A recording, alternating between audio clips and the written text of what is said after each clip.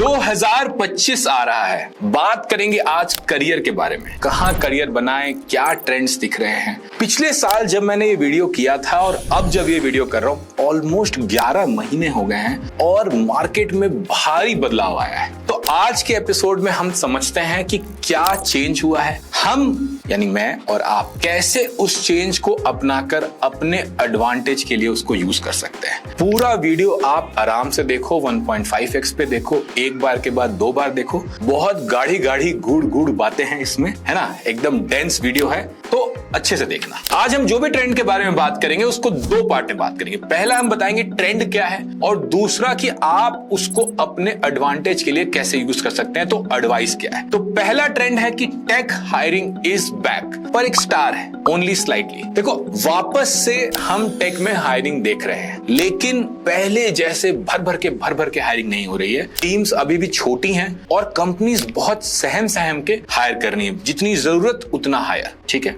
Advice क्या है?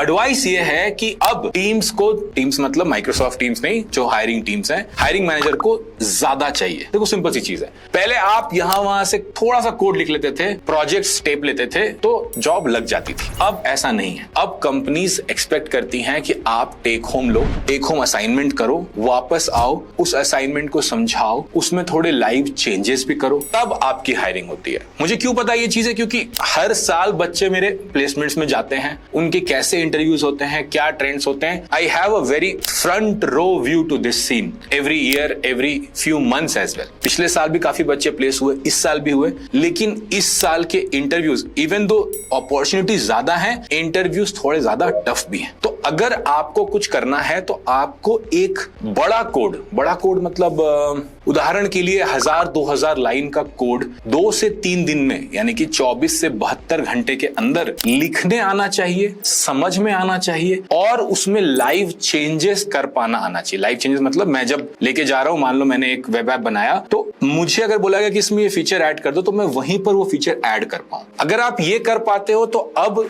वापस से हवा आपके रुख में बह रही है। दूसरे ट्रेंड में हम बात करेंगे यूएस जॉब मार्केट डायनेमिक्स के बारे में। देखो, यूएस में फ्रेशर हायरिंग अभी भी बुरी है, खस्ता हाल है। क्यों खस्ता हाल है ये भी समझ लेते हैं। इसलिए क्योंकि वहां पर भर के कॉस्ट कटिंग हुआ है, खूब सारी कॉस्ट कटिंग हुई है, तो एक्सपीरियंस लोग जो है मार्केट में ऑलरेडी फ्लडेड है। तो वहां के कॉलेजेस से जो फ्रेशर्स हायर हो रहे हैं वो बहुत कम मात्रा में हो रहे हैं। अब आते हैं एडवाइस पे। आप बोलोगे भैया ये ट्रेंड क्यों बताया? देखो, मैक्सिमम लोग जो मेरा चैनल देखते हैं, इस हिंदी भाषी साधारण से तने प्रताप भैया का चैनल देखते हैं, वो यूएस जाने के सपने शायद नहीं भी देखते हो, पर फिर भी कुछ बच्चे ऐसे हैं, अभी मेरे कोहॉर्ट में भी थे। एक लड़की का फोन आया कुछ दिन पहले, उसने मुझे बताया कि भैया मैं बहुत दिन से आपको फॉलो करती हूँ और अभी मैं बाहर आ गई हूँ, देश के बाहर मास्टर्स करने, और भैया यहाँ जॉब की हालत बहुत खराब है, अब मैं फंस गई हूँ। क्यों? क्योंकि ऐसा नहीं है कि उसको डिपोर्ट कर देंगे या कुछ, प्रॉब्लम ज्यादा बड़ी ये है कि जब आप बाहर जाते हो, अगर आप मिडिल क्लास के बच्चे हो, देखो पापा के पास बतेरा पैसा है और यूएस जाके, यूरोप जाके मस्ती काटनी है, जाओ, मेरा चैनल फिर देखते ही क्यों। लेकिन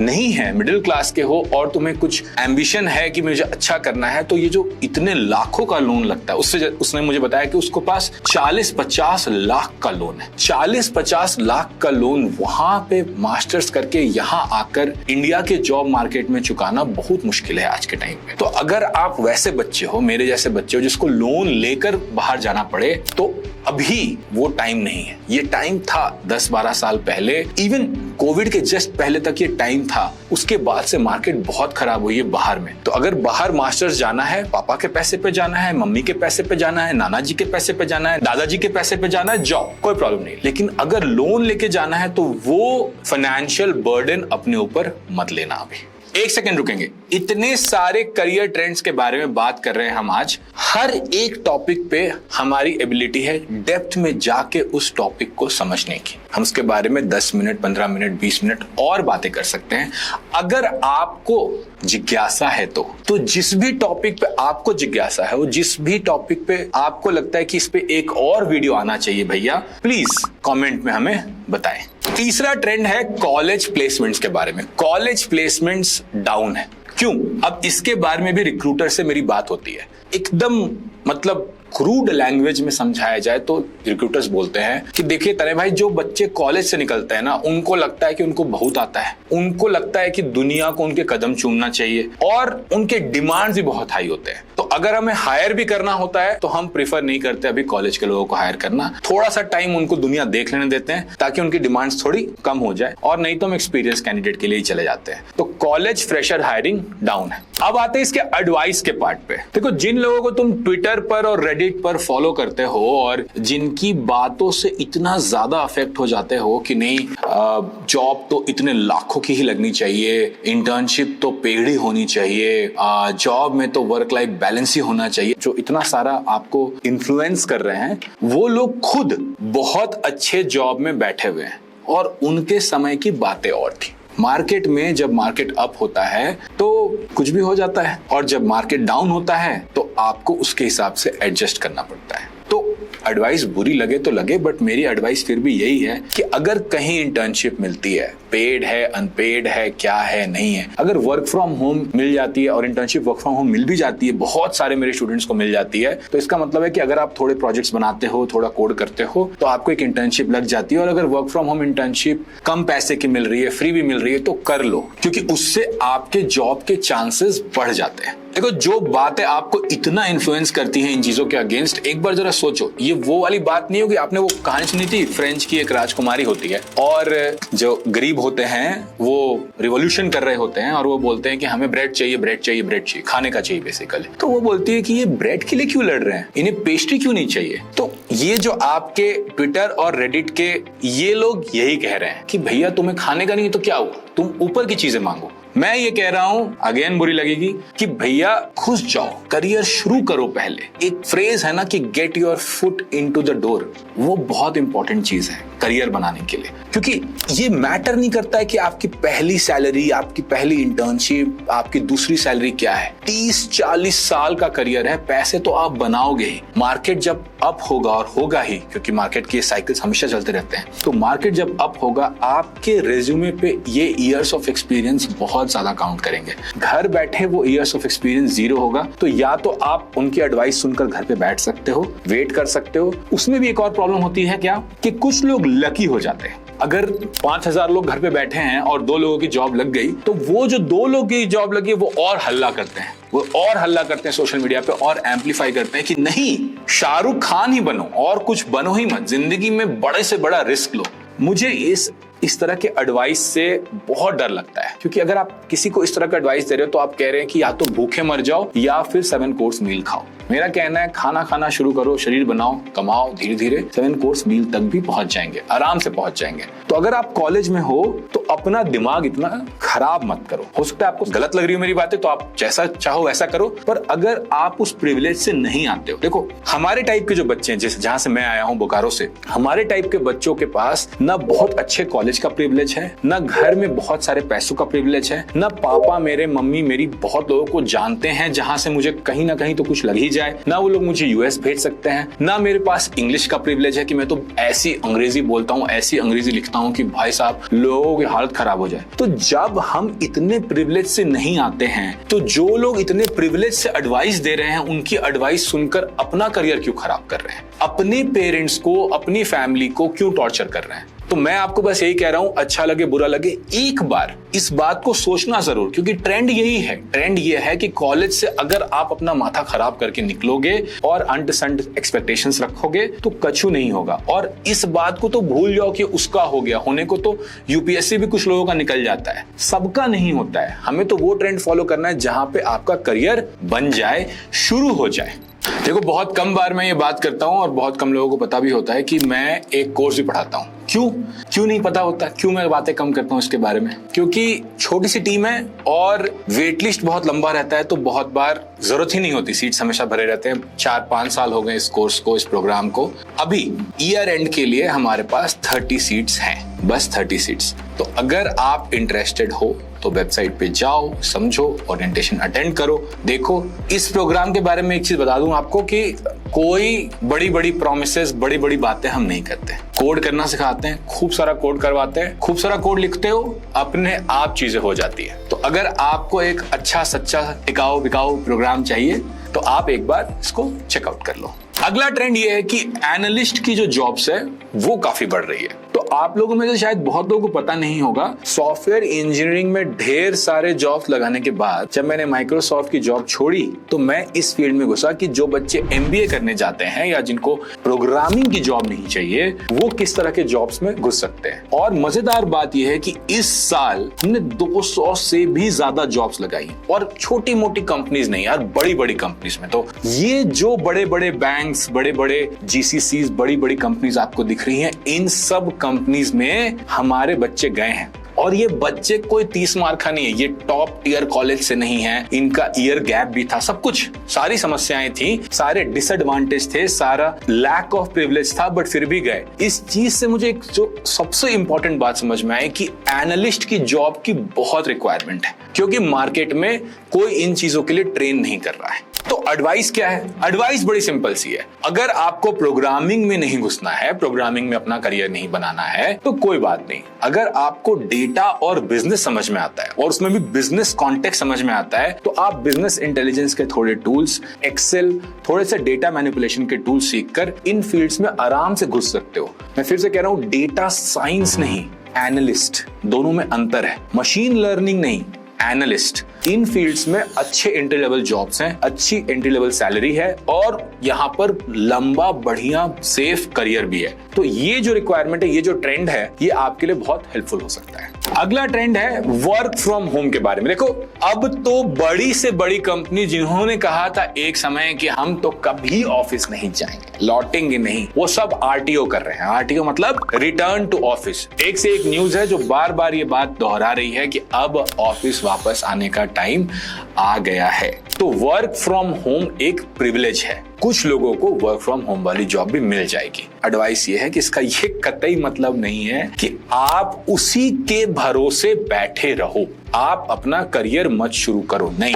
the trend is against work from home right now. तो आपको अगर आरटीओ, वर्क फ्रॉम ऑफिस वाले जॉब्स मिलते हैं तो बैठे मत रहना, उनको छोड़ मत देना। क्योंकि अगेन बात फिर से वही हो जाती है, क्योंकि हम कुछ लोगों को, जिनको हम यूट्यूब पर फॉलो करते हैं, जिनको हम इंस्टाग्राम पे देखते हैं, जिनको हम ट्विटर पे देखते हैं, वो रिमोट जॉब को इतना ग्लैमराइज कर रहे हैं और इतना आसान बता रहे हैं, क्योंकि वो एक एक दो एग्जाम्पल उठा के बता देते हैं कि देखो इसकी लग गई, इसकी सिंगापुर में वेब3 की जॉब लग गई, इसकी वहां लग गई। अरे बिल्कुल यार, अगर तुम 5000 लोगों को पढ़ाओगे तो एक दो चार स्मार्ट लोग उसमें से कहीं ना कहीं तो पहुंच ही जाएंगे। पर वो डेटा उतना ही अच्छा है जितना कहना कि हर कोई जो मुंबई जाता है वो शाहरुख खान बन सकता है। अंतर है भाई। तो ये समझ लीजिए कि वर्क फ्रॉम होम के वेट पे अगर आप अपने करियर को स्टॉल करके रख रहे हो, रोक कर रख रहे हो, तो आप मेरे हिसाब से एटलीस्ट एक बहुत ही गलत डिसीजन ले रहे हो। यार बहुत दिन से यूट्यूब पे नहीं था, वापस आया हूं तो आप लोगों का एक प्यार भरा कमेंट,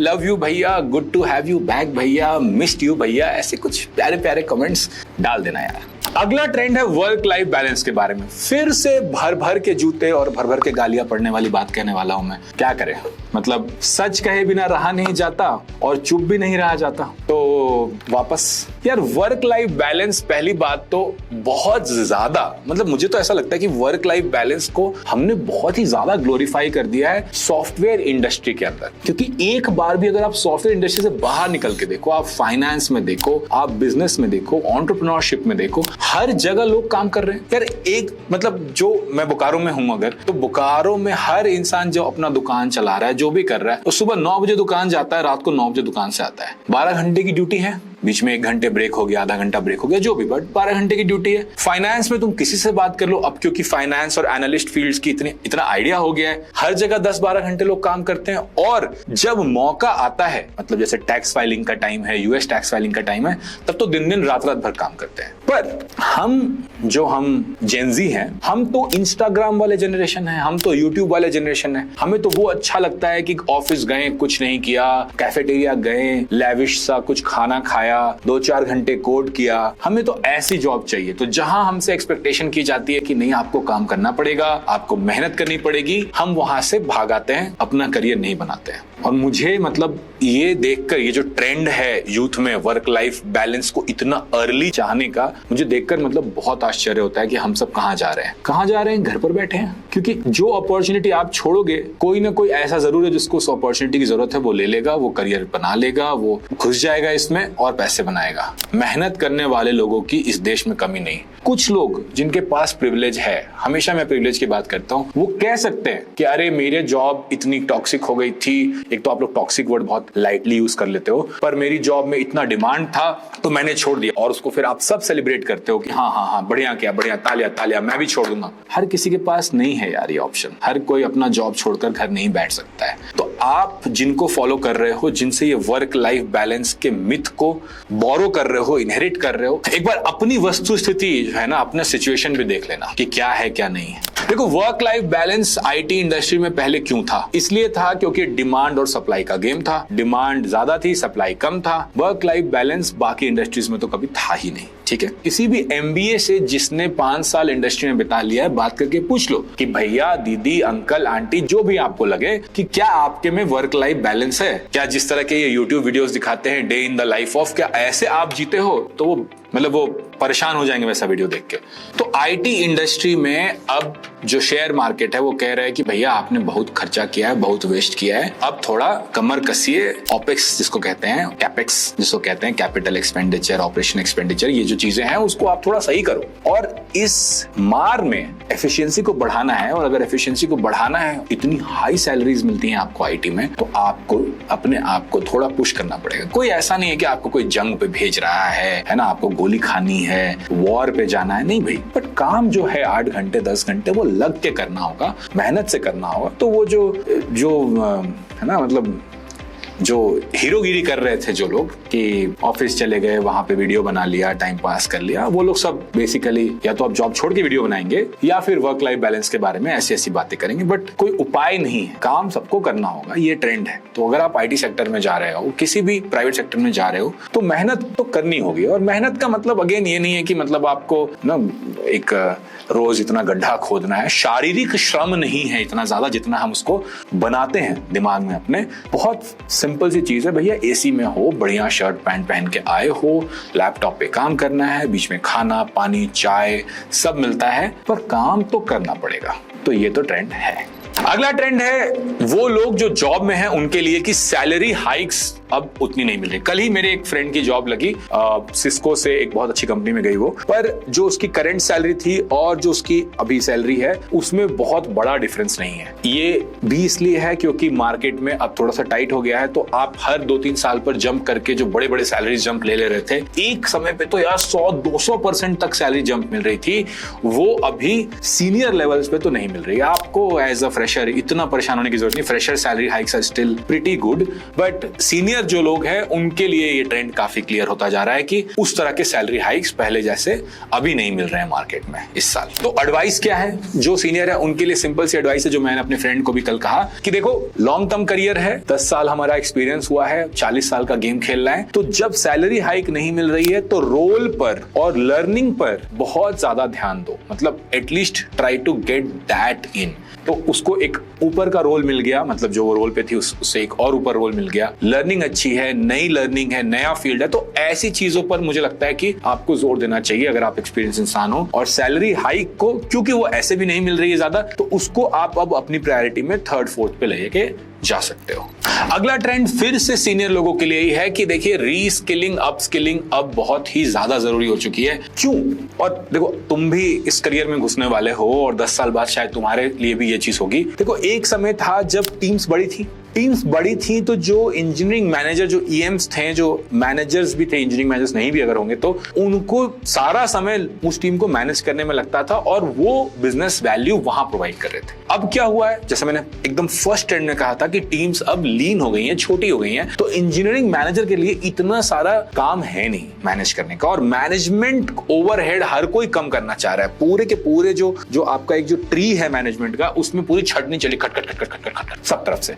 तो मैनेजमेंट ओवरहेड अगर कम होगा तो आपसे क्या एक्सपेक्टेशन होगी? आपसे एक्सपेक्टेशन होगी कि आप थोड़े टेक्निकल चीजें भी उठाओ, उनको भी करो। तो इसके लिए अब अगर आप 3-4 साल से मैनेजर बने, और ऐसा होता है, देखो इंडस्ट्री में क्या होता है ना, आप जब मैनेजर बनते हो आप कोड करना बंद कर देते हो, आप टेक्निकल चीजों में बहुत घुसना बंद कर देते हो, तो 3-4 साल ऐसे हो जाते हैं, 5 साल ऐसे हो जाते हैं कि आपने मतलब 2-4-10 लाइन से ज्यादा कोड लिखा ही नहीं है। अगर आप उस जगह पर पहुंच जाते हो और एकदम से ये छटनी कटनी शुरू होती है तो बहुत परेशानी हो जाती है। ऐसे सिचुएशन में फंसने से अच्छा है कि अगर आप मैनेजर आज हैं भी तो थोड़ी सी रीस्किलिंग, थोड़ी सी अपस्किलिंग, थोड़े से ट्रेंड्स देखकर थोड़ा सा कोड लिखते रहिए ताकि वो प्रॉब्लम आपको ना आए। अगर मैं आपकी जगह होता इंडस्ट्री में और इतने साल का एक्सपीरियंस हो गया होता, बट मैं उतने साल के एक्सपीरियंस को जस्टिफाई करने वाला टेक्निकल एक्सपर्टीज नहीं ला पाता, तो ऑनेस्टली मुझे थोड़ा डर लगता। अगर आपको इसके ऊपर और डीप वीडियो चाहिए, मैं ज्यादा वीडियोस फ्रेशर्स के लिए ही बनाता हूं, और अगर आपको इसके ऊपर और डीप वीडियो चाहिए इंडस्ट्री ट्रेंड का, तो प्लीज कमेंट करिए, बताइए आप कहां हैं, किस जगह हैं, क्या एक्सपीरियंस है।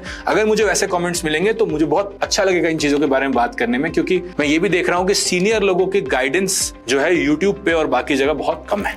तो ये थे 2025 के ट्रेंड में। एक बार और आपसे कहूंगा कि अच्छे से वीडियो को देखिए, समझिए, जिस पे भी आपको एक डीप डाइव वीडियो चाहिए वो मुझे जरूर बताइए। एडवाइस अच्छी लगे या बुरी लगे, फर्स्ट इंस्टिंक्ट पर मत जाइए। हमारा इंस्टिंक्ट हमेशा ये कहेगा कि यार मुझे तो मुफ्त में पैसे मिलने चाहिए, मुझे मेरे साथ कुछ गलत नहीं होना चाहिए। सेल्फ प्रिजर्वेशन बहुत हाई होता है, लॉन्ग टर्म व्यू इंस्टिंक्ट्स में बहुत लो होता है। तो इसलिए वीडियो को अच्छे से देखिए, समझिए। मुझ पे गुस्साना है गुस्साइए, कमेंट में लिखना है लिखिए, उससे फर्क नहीं पड़ता है। जो सच है एटलीस्ट इस लेंस से, नॉन प्रिविलेज्ड लोगों के लिए देखने का जो ये लेंस है, इस लेंस से जो सच है वो मेरे आपके कुछ और बोलने से बदलने वाला नहीं है। काफी महीनों से आपके प्रेम से वंचित, बहुत दिनों से वीडियो नहीं आया, अब जब वापस आया हूं तो प्लीज अगर आप पहली बार वीडियो देख रहे हैं तो सब्सक्राइब करना मत भूलिएगा, और अगर आप कई बार वीडियो देखते हैं तो लाइक और कमेंट करने में आपका जाता क्या है यार।